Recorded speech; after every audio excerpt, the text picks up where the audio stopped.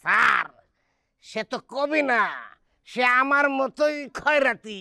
আর রাখো, পার্থক্য শুধু এইটুকু, আমি ডাইরেক্ট প্রফেশনাল আর সে ছদ্মবেশী। সাদা কালা এই জায়গাটা হইব বিল্ডিংটা, সোজা উপরে উঠে যাব। বুরুজ খলিফার লগে টেক্কা, বুরুজ খলিফা 200 তলা, এটা কম করে হইলে 201 তলা। নাম দিচ্ছি সুরুজ খলিফা, কেমন হইব? আপনার নামে নাম স্যার, খুব সুন্দর হবে স্যার। স্যার সেই কোন সময় থেকে আপনার পেছনে পেছনে ঘুরতেছি, খালি কথাই বলতেছেন।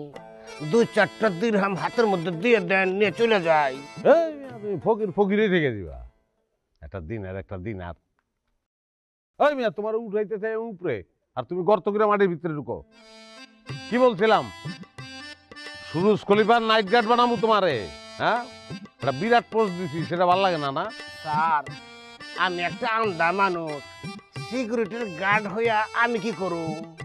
এই গ্রামের গেন্দু চোরার খবর তো জানেন না, কারিশমাটিক চোর, চোখের নিমুষে সবকিছু সাফা করে নিয়ে যায়।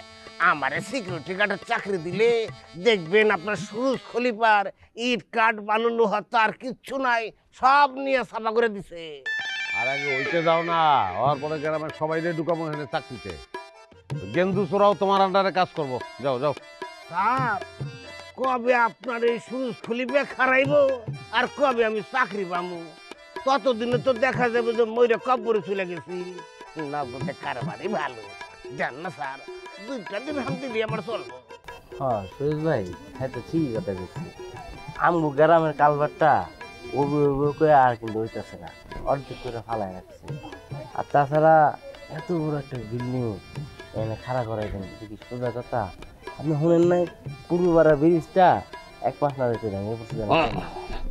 আরে ওইটার ভিতর তো বাসার চেয়ারম্যানে বাস দিছে, বাসার চেয়ারম্যানে ভোট দিছিলাম না?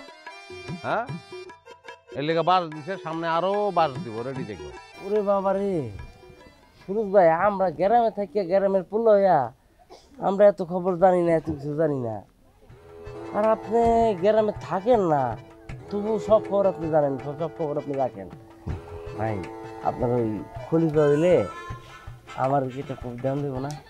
এই কবি, এটা একটা কথা বললা তুমি? হ্যাঁ, তুমি একদম কবি, তোমার জন্য এখানে অনেক বড় পোস্ট থাকবে। সেটা আমি আগে থেকে ঠিক করে। এই তোমার কবিতার খাতাটা দেখি।